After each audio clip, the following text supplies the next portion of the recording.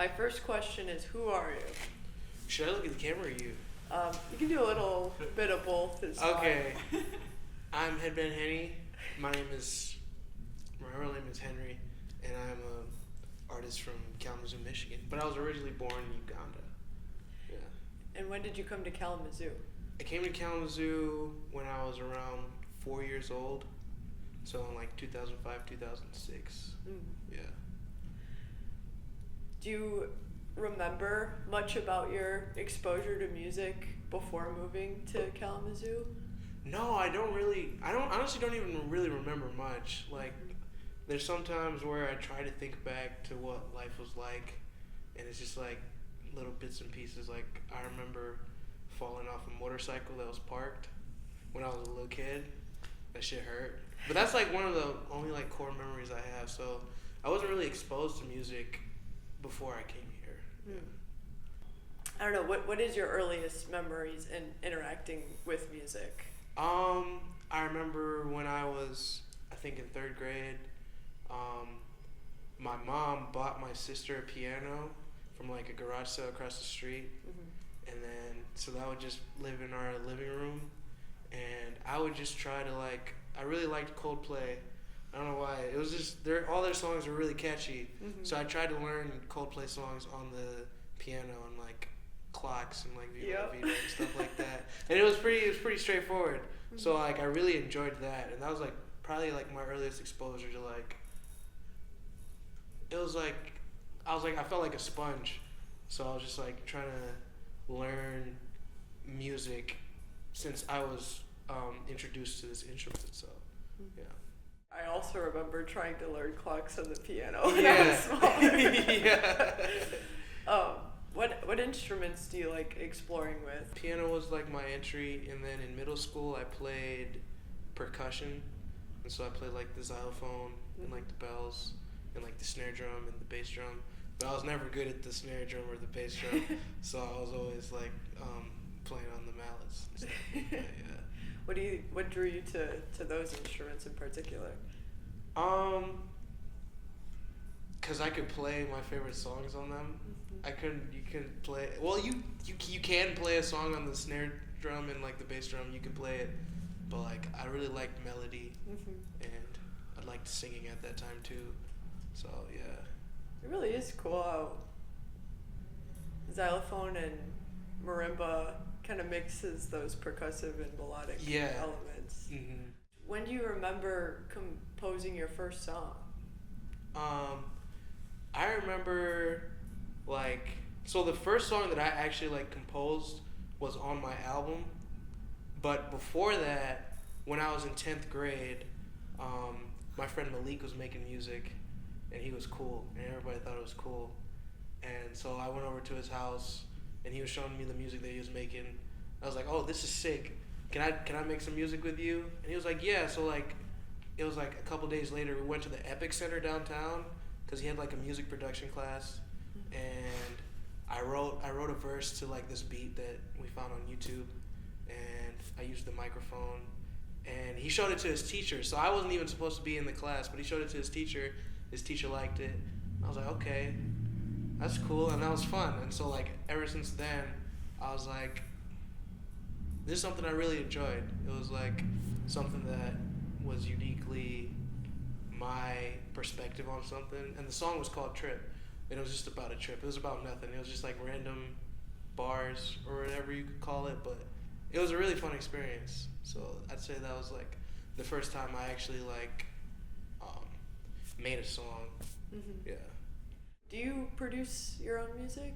So I produce my music with Sam Peters and Jack, but I'm not the one behind the digital audio workstation most of the time. I'm just like laying my ideas and like what I'd like to see and what I'd like to hear, but I'm not as efficient as I want to be with like Ableton or Logic. So it's usually like I come to Sam or I come to Jack, but Jack lives in New York now, with an idea or like a set of chords and like a drum like sample that like I found on Splice or something, and yeah, we just figure it out from there. And it usually works out how like I expect it to.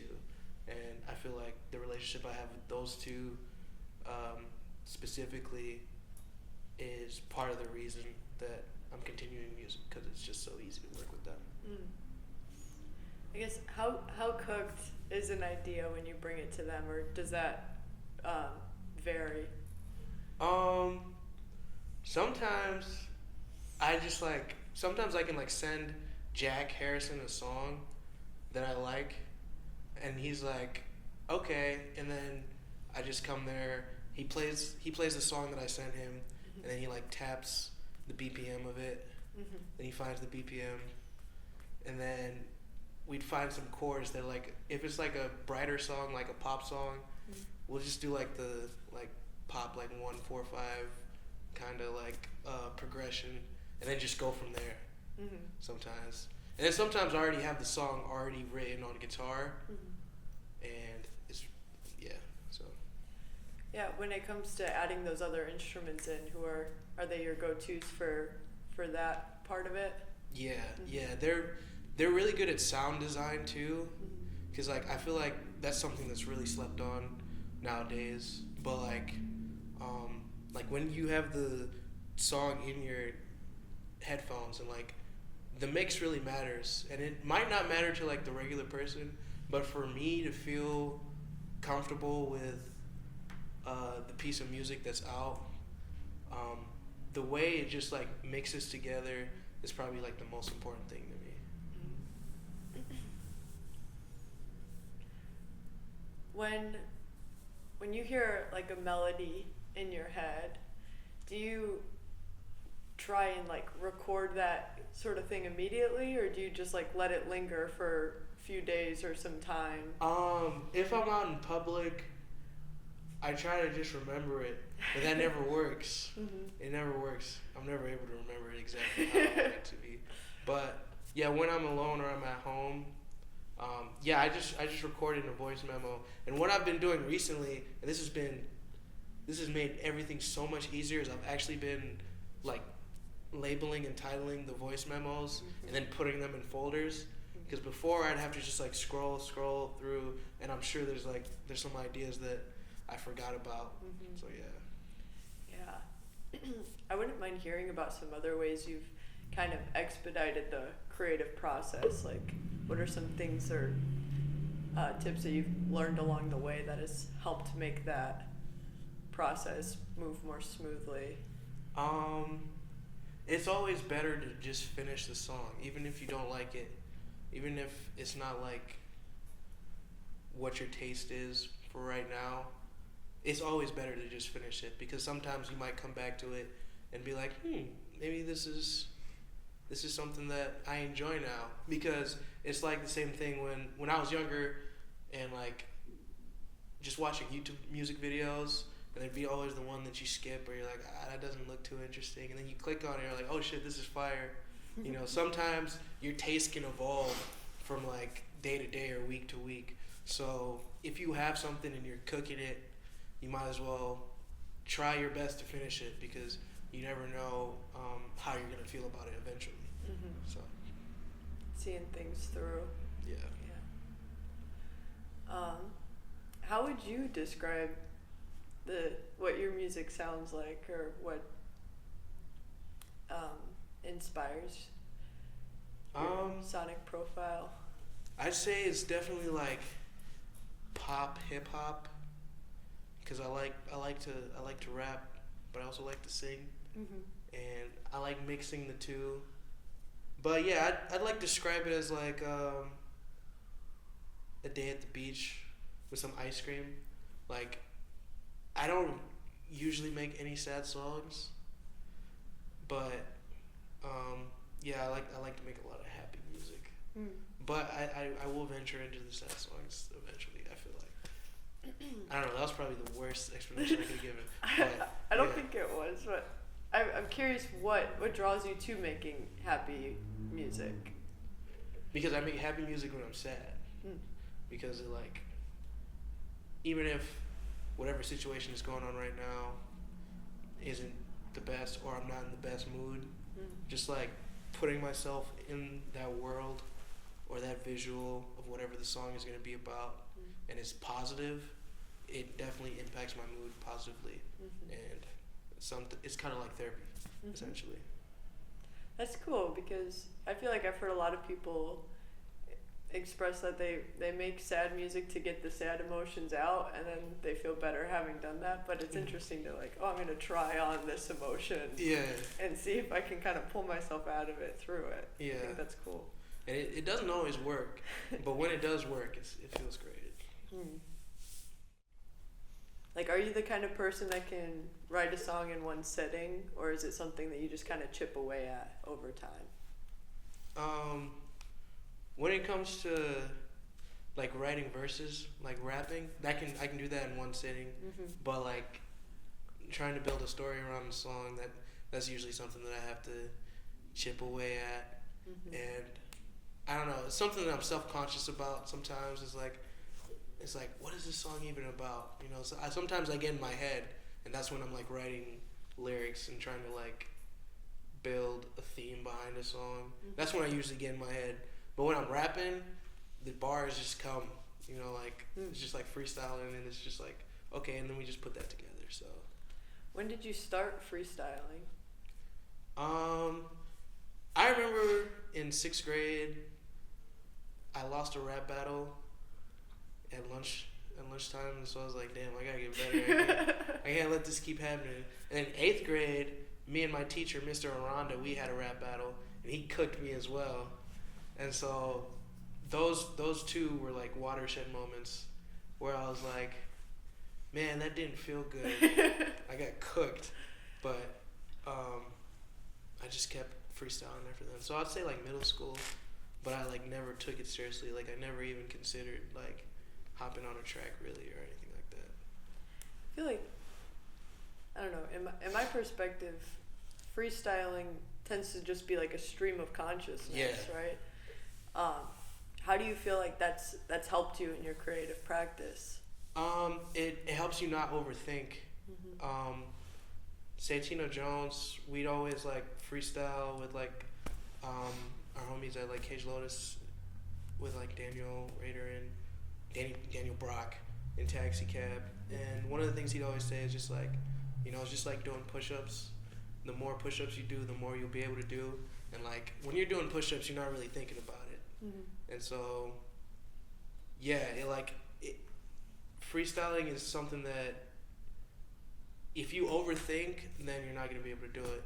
So you just have to trust whatever words are coming in your head and how to tie them together. And even if it doesn't rhyme, like everybody thinks that freestyling has to rhyme all the time. No, I feel like it just has to be on the beat most of the time. Like it just has to be in the pocket. I think that's more impressive than just having stuff that rhymes and might or might not make sense.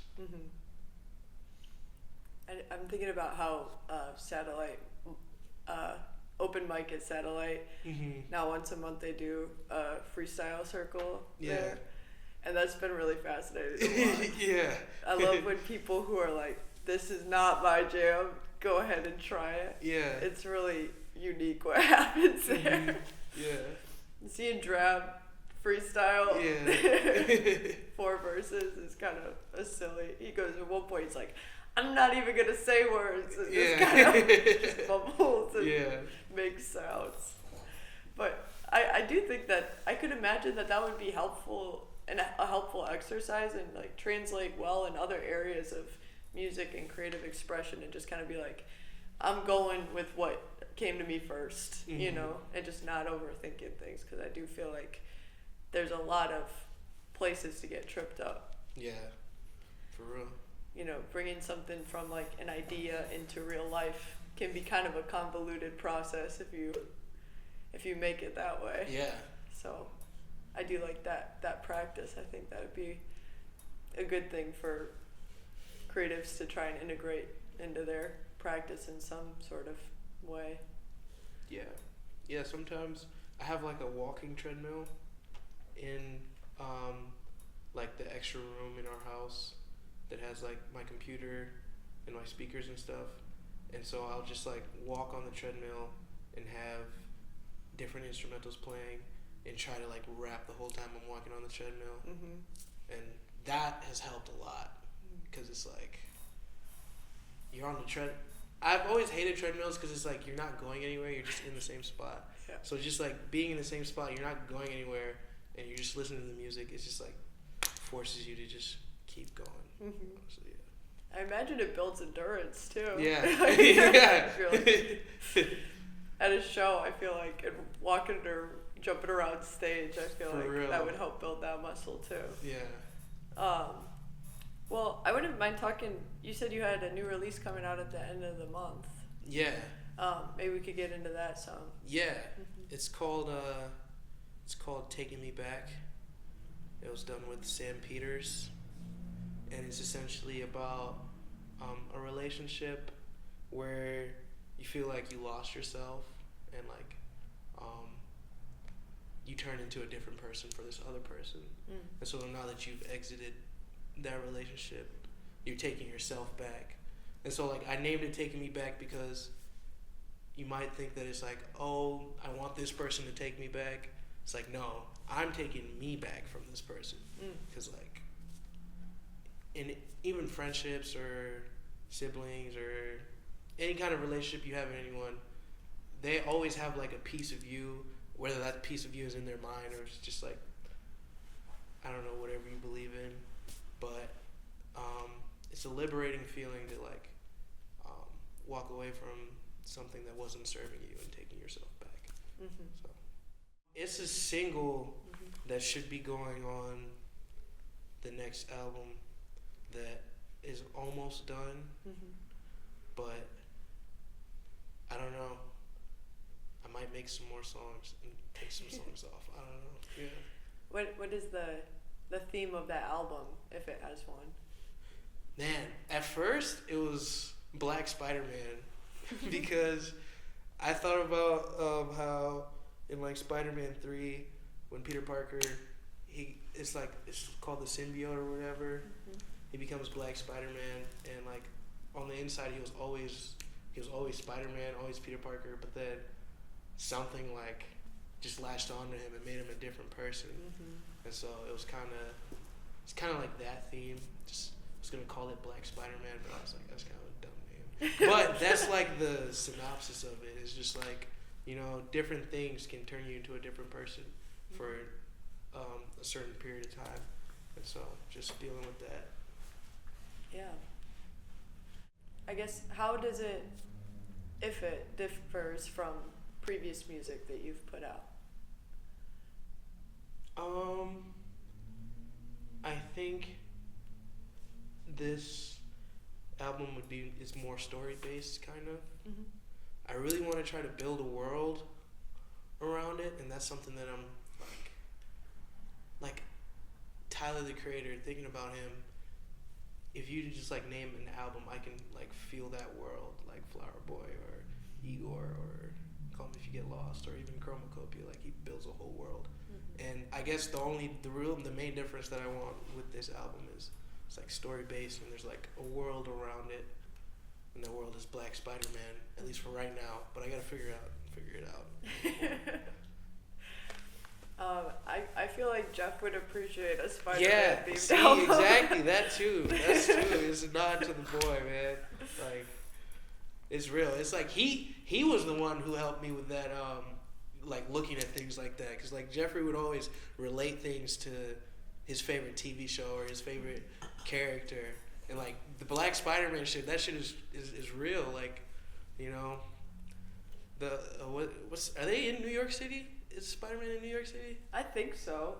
It's not like Gotham or anything. Yeah, and like they weren't fucking with him for a while. Like whoever the news guy, J. Jonah Jameson, like he was still Peter Parker. He was still trying his best, but he wasn't understood for a while. So yeah, I saw that movie when I was really young in the theaters, and I guess he just gets really rather angsty and less helpful to the society at large, right? Yeah. I think that's kind of the theme of it. Yeah. He's got to like take himself out of there. Yeah. Yeah. I forget how he does that. I think he one thing I always remember is like the scene of him like walking down like whatever role that is, and he just looks like an asshole. But like on the inside, he's still Peter Parker. He's trying to find himself. He's like trying to figure out, is like, okay, is this arrogant part of me? Is this me now? But like at the end of the day, it wasn't, and you know, he saved the day. So. Yeah. I don't know. This might be kind of a bit of a reach, but like I feel too there's some layer to that might be addressing like the ego. Yes. No, for real. That is not a reach. That is actually spot on. Yeah. I think I don't know, that might be like acknowledging when that comes on, right? Like when I'm creating right now and I have this ego where I'm thinking about like how this is going to be perceived by other people, or how am I perceived by other people. I wouldn't mind hearing about how that's maybe shown up for you, if you've had to check yourself on there, or like how you navigate if that comes up for you. Yeah, I have to check myself all the time.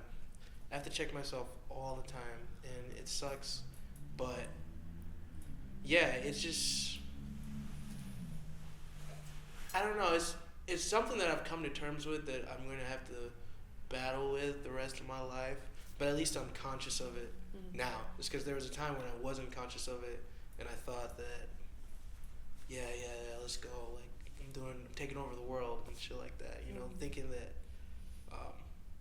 the world revolved around me and what I was doing, when at the end of the day, it doesn't, and it never will. And so, there's definitely like, there's definitely pride that goes into things, and sometimes pride can be a good thing to push you through, but I feel like most of the time it can also like distract you from figuring out why you want to do something. Are you doing this because you want everybody to be a yes man and say go, or are you doing this because you feel like this is what you need to do to get through this moment of your life right now? So I wouldn't mind hearing about something that you've made that you're extremely proud of.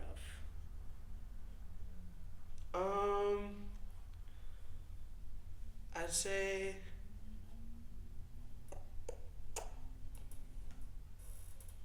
at one point I was proud of everything, and then now everything that's behind me, I feel like it's outside of my taste now. To a certain degree. It's like weird. Like at that time I was like, let's fucking go. But now it's like, we're on to something else. But I'd say like I was really proud of the work on the El Sol project I did with Jack and Santino.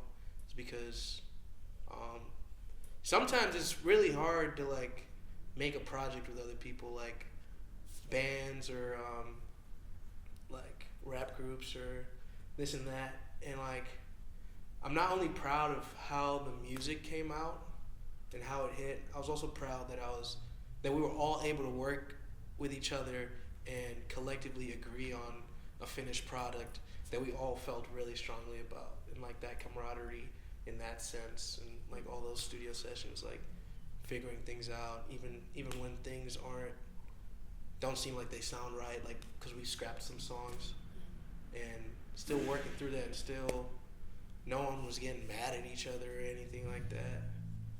Maybe Alex. But no, I love you, Alex.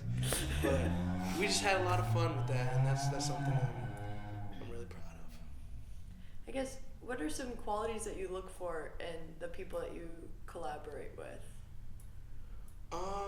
People who are, I guess, people who let you speak. You know, there's some people who, and like, there's nothing wrong with it inherently, but like, they're just really excited to get their idea out, like, while you're trying to explain something.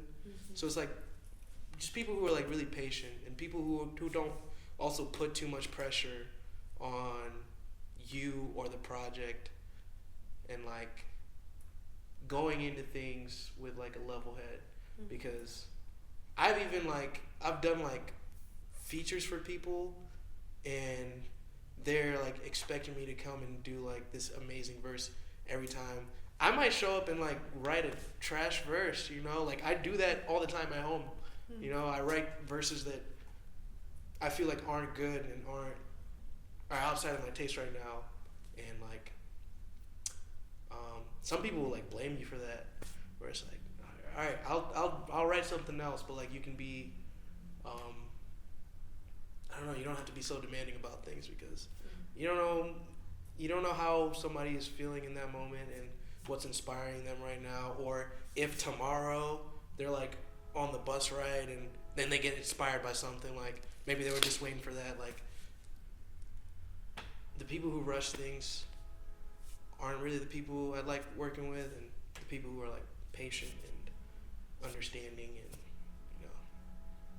I know you mentioned that you wish to create a world with your newest, and I'm curious, what are some ways you intend on doing that?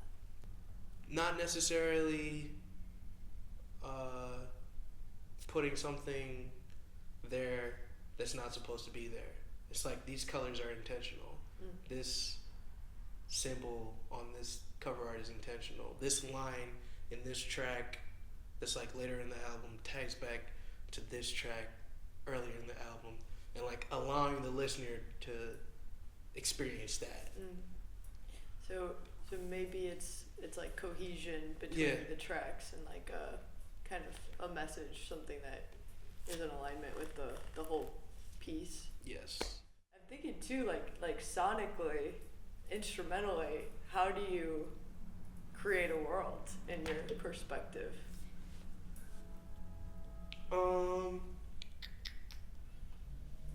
Moods, like I'm pretty sure most people can put on a song.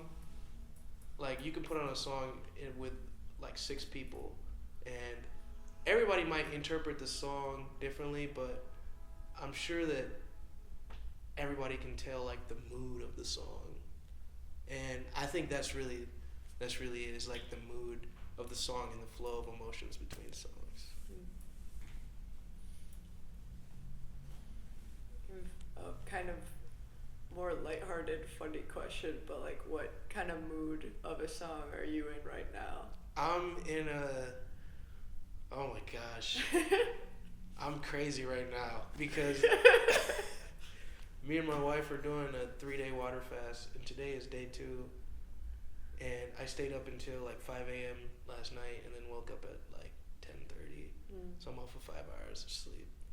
So I'm a redemption mood right now. I'm fighting through. Just gotta, I don't know, like, yeah. Do you have a song that would be representative of that?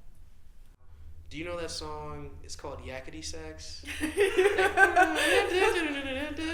That's how my brain is feeling right now. It's just, yeah. That's awesome. Yeah. What are some goals that you have for yourself and in your music? Some goals for me right now is consistency. I feel like I was in a lull for a little bit, and I was mad at myself for it. But now I realize I didn't have to be mad at myself for it. I had to experience that to get back to, a creative mindset. So yeah, just honestly, just consistency. It didn't really matter what else goes on, or like what else could be tangible, because if I'm consistent, then like not necessarily whatever I want will happen, but what will be will be. Yeah, something will come and of then that. as long as I'm continuously going, like, fuck it, Let's say you're trying to exercise that consistency and you might not be feeling it immediately. What are some things you might do to kind of get in that zone? I feel like I'm gonna say this name wrong, but there's this guy named Musashi. He's like was like a samurai back in like the 1600s. He was like the number one samurai. Not samurai, dude. He was like, yeah, samurai or Ronin. I don't know. I can't remember. I don't have to fact check me on this one. But he had these like 5 pillars, and there was this like focus technique that I guess he would use, and like he won like 61 straight duels. There was one guy. So usually in these duels, the other person dies, unfortunately. But there was one guy who lived, and he went and told other people that he won, and then he started a school because of it. He was like, oh yeah, I can't remember his name, Musashi or something like that.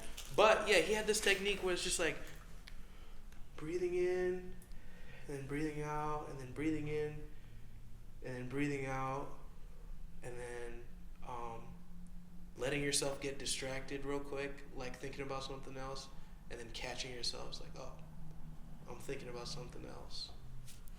Let's begin. Let's get back in the zone. So yeah. So it's just kind of like you allow yourself to go elsewhere mentally for a second, and you kind of put that in practice of redirecting yourself to the point. Yeah. I could have just explained this with like mindfulness, honestly. I could have just said mindfulness, but... No, I like the background. I'm curious about those other 5 pillars, though, that you mentioned. See, I forgot. I can't even recite them right now, so it's like... Yeah. So I'll put the overlay of your personal song on top of it, and then we can just do like a countdown list of the pillars. Yeah. Yeah. And we'll find out the name of that samurai. Is that the stuff that's like, don't worry about what you can't control? Yeah. Whatever. I read a post about that. My boss has been on one about that. She's like, I have the samurai way of thinking. For real. Shared the post with me. She sent it to Alex too. It's got a bunch. His name is Musashi. Musashi. Okay. What did I say? I said Munashi. See, I can't be getting there. I'm sorry. You might have said Musashi. I might have said Musashi. We'll see. We will. Oh man. I wouldn't mind hearing your thoughts on like the Kalamazoo music scene. Mm-hmm. Your connection to it. I guess we'll just start there. Yeah. Yeah. So I learned about the Kalamazoo music scene through my brother, Mike. He works at Fourth Coast. Are you still working at Fourth Coast? No?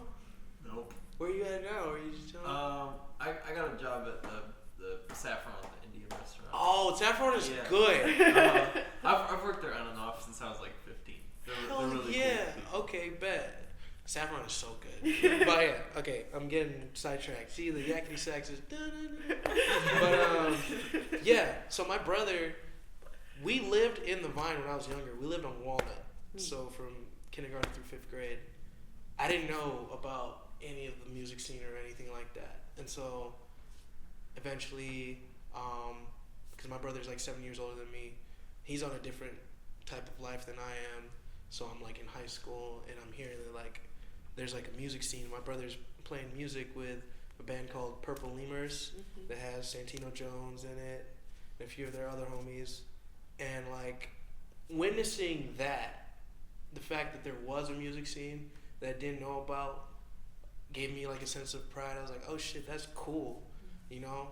And like around that time I was like really hype about Odd Future and like what they had going on and like Brockhampton and all that shit, and being like, damn, we basically got like the same shit here. So I felt a sense of pride in that. And then eventually around like post-COVID times, when I moved in with Alex / Santino Jones and my brother and Sam Peters, who he had the studio down in his basement. If I didn't live in that house, I don't feel like I would be the person I am creatively, because I was just surrounded by all that just creative juices just flowing out of everyone.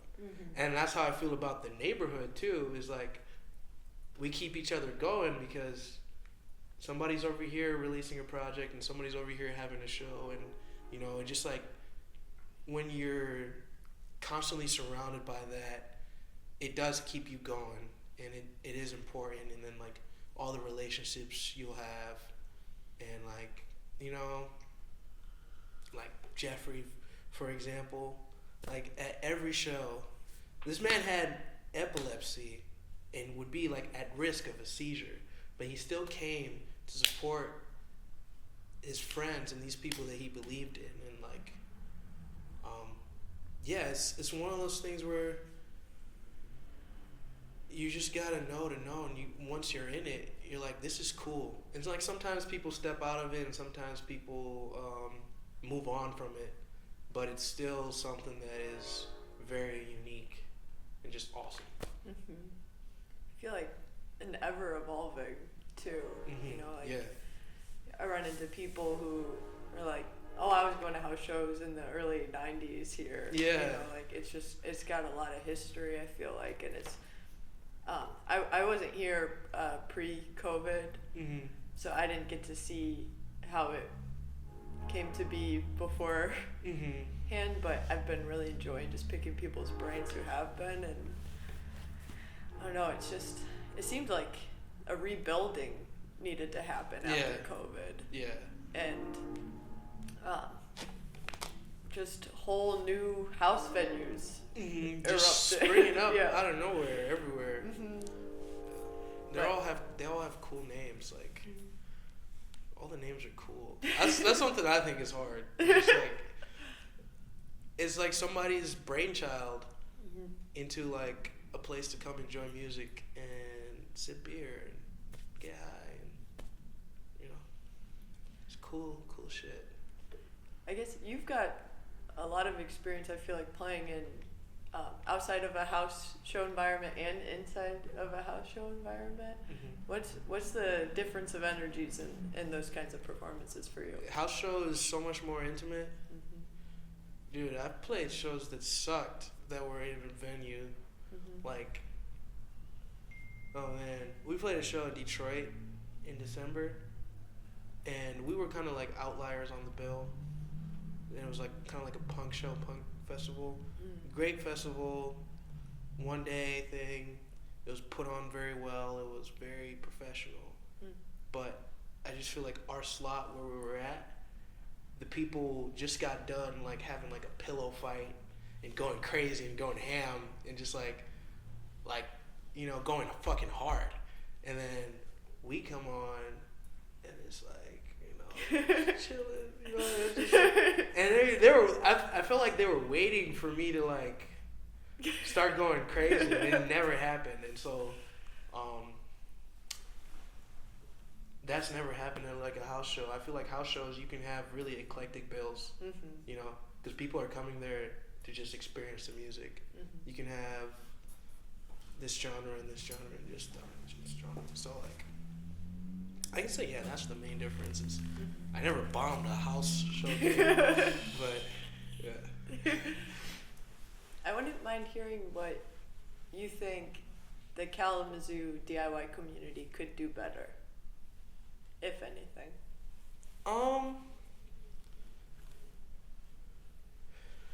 Do better.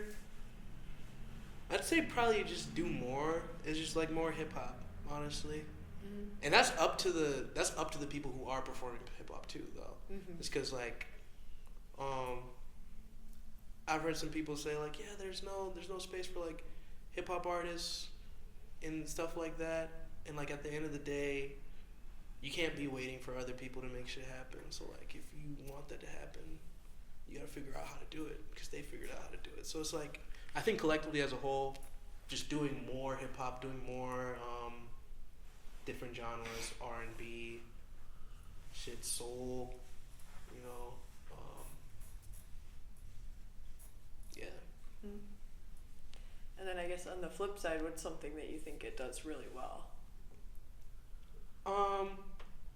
Support each other. I think it does really well, support. I mean, like I was at a show the other day, and sometimes when I'm at shows, I'm like, even if I don't know people's names and I've never met them, I see the same faces. But at this show, I was like, holy shit, I don't know anyone here. And that was pretty cool. And so it's like, definitely it's getting to a point where the influence is spreading a little bit. And that's just because, at least to me, there's just been strong support for the scene so steadily that it can just like regroup again and just keep going. Mm-hmm. And that's pretty impressive. Do you have any more to say or any insights on specifically like why you chose music as your form of creative expression? Say I chose music because it's fun. I don't know. I guess it's just fun. Like, I hate school. I like sports though. And I don't know where the hell I'm going with that, but I don't know what the parallel is between those two statements is. But music is fun. It's fun. And sports is fun. That's the parallel, yeah. Anything that's fun, I like doing it.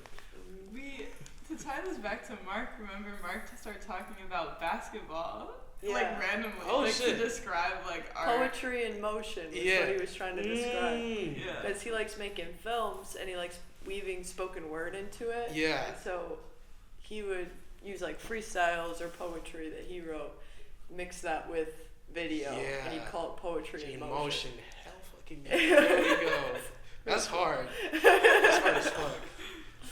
Yeah, and he said what made him think about it was just basketball. Watching somebody dribble down the court, just being like, wow, that was amazing. It's Yeah. like, that's like poetry. Yeah. So, no, I think, yeah, I mean, if you're doing it right, it is really fun, Mhm. you know? It's just a matter of letting yourself enjoy it and not take it so seriously. Yeah. I feel like, I mean, I go through waves of struggling with that myself. I think it just stems from taking things too seriously Yeah. and being attached to a specific sort of outcome versus like, I don't know, just letting yourself, I don't know, achieve a feeling while creating, you know. Yeah. Cool. Yeah, I feel like we've made it to the end pretty much. Yeah, this Unless was you- fun. I had a great time. Oh, good. I had a great time. I guess, sorry, I keep doing this, but like, if you want, what kind of impact do you want your music to have? It's kind of a vague one, but you can answer it any way you'd like.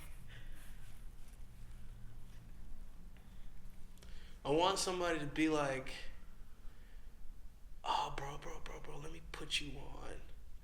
And like, put their friend on the song, and they're like, oh, shit. That's really it. You know, like, because I know that feeling when I'm playing a song in the car, my friend's like, oh, shit, what song is this? Like, that's literally it, honestly. Just to bring mutual joy from somebody sharing something with somebody else that they thought was fire, and now they think it's fire too. Mm-hmm. Like, literally that is just like chef's kiss. You know, I think there was a time or two that Jeff would be at open mic and he'd be like, I have to put you on. And it would be a Headband Henny. Oh shit, yeah. That That's happened dope. at least 2 times. That's dope. Yeah, he'd always come to me and be like, oh brother, I gotta put you on. And then you put the headphone and put it in your ear. And he had a great music taste. He was not like it. He was truly your biggest fan, I feel Yeah, like. that was the homie. Yeah. I love how he made people feel. Mm-hmm. For real. I feel like, if anything, I would say that the scene needs more of that energy. And like us sustaining that kind of legacy. Yeah.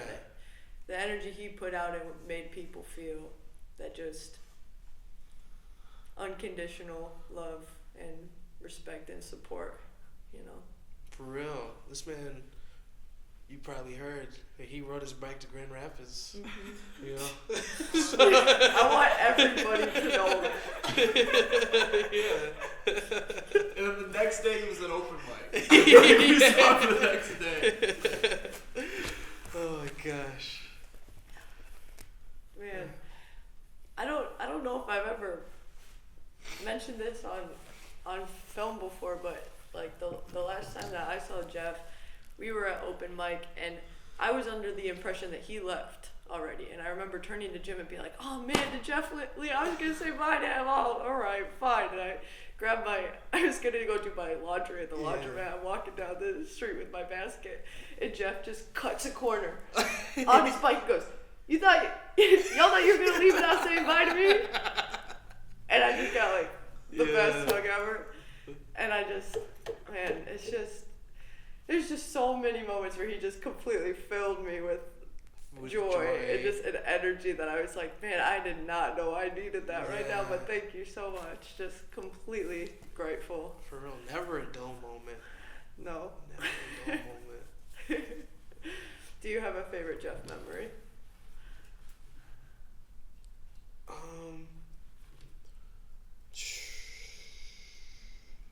I remember we did a Purple release show at Green Door, and